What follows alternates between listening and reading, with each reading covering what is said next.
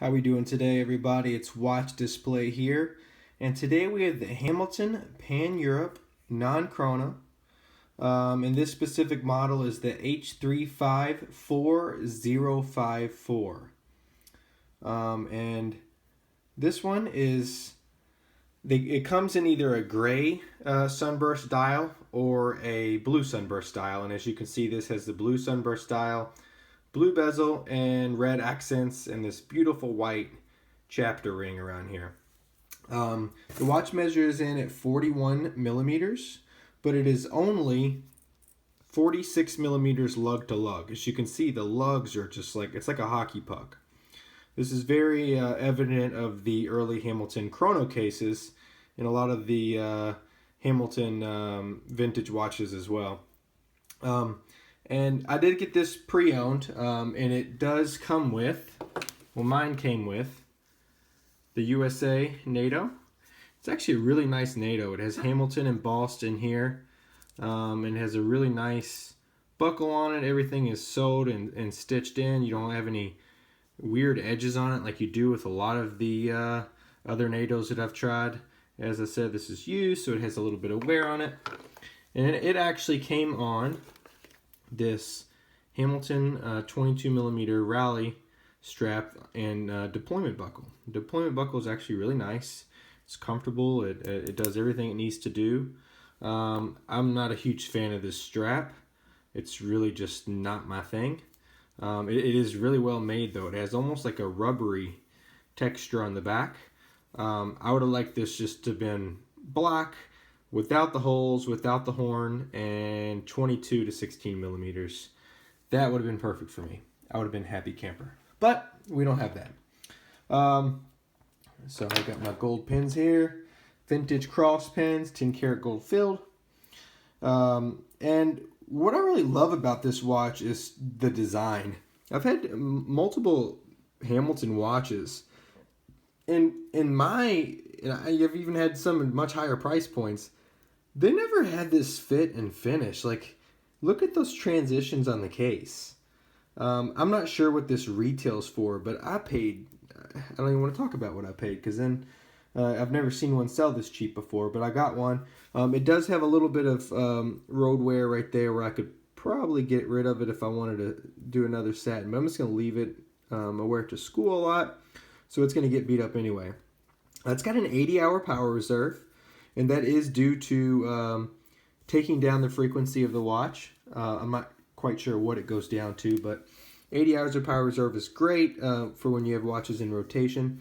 And right now I have it on my handmade watch display, actually personally made by me. Berinia full stitch strap.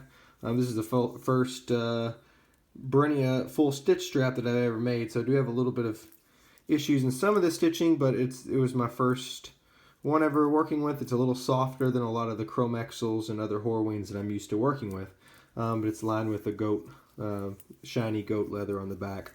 But needless to say, the strap is awesome, super comfortable, and anyone who knows the smell of Berinia is amazing.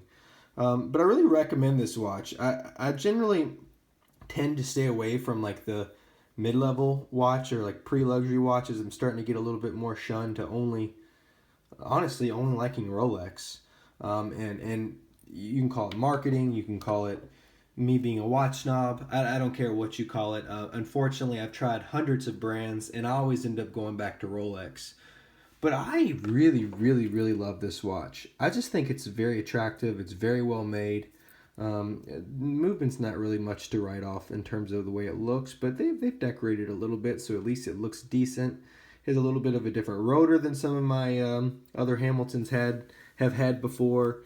It does have a nice satin, almost like bead blasted look crown with the H being polished.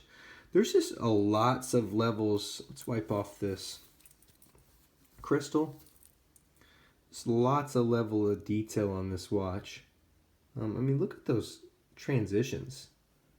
As you can see, the strap too. This is a 20 millimeter strap. I usually don't even honestly buy watches that have 22 millimeter lug width, but given this one has a lug to lug of 46 millimeters, and only 41 millimeters. It wears a lot smaller, so I gave it a shot, and I haven't had time to make one for it yet. But all in all, I think it's an excellent watch. I really do highly recommend it, and anyone that wants to spend like under $600, I think I was looking on Joma Shop News like $650 or $670, something like that. I paid significantly much less than that because I bought it used, and I think that's the way to go on this watch. What I've really been liking, I'm in the medical field, and having the day, the date, and then a seconds, it stands out this much.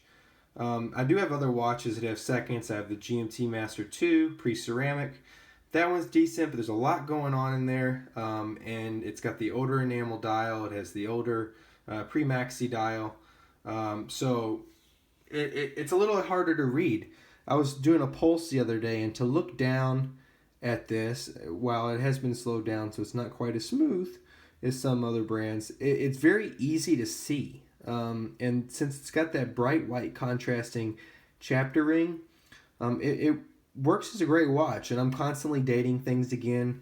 Anyone in the medical field, you're always dating, you're always putting initials on there, and you're always timing stuff. So this has been a really handy watch so far for me in my journey back into the medical field. But I do, as mentioned, I make handmade watch straps. So check me out on Instagram at WatchDisplay. Books are kind of closed right now. I just recently did a move again. I've been moving like crazy lately. But I'm going to try to get that going here in the next couple of days, and at least get stuff open. I don't know how many orders I'm going to be able to take. As I mentioned, I'm pretty busy in school right now. But I still want to do it as kind of like my decompressing. I really enjoy making straps. It's a really anti-stress for me. It kind of gets rid of all that stress of sitting in class and learning so much information in one time, a small amount of time. But yeah, just there we go. And I'm gonna have plenty of high. Oh, there's Mr. Cosmo.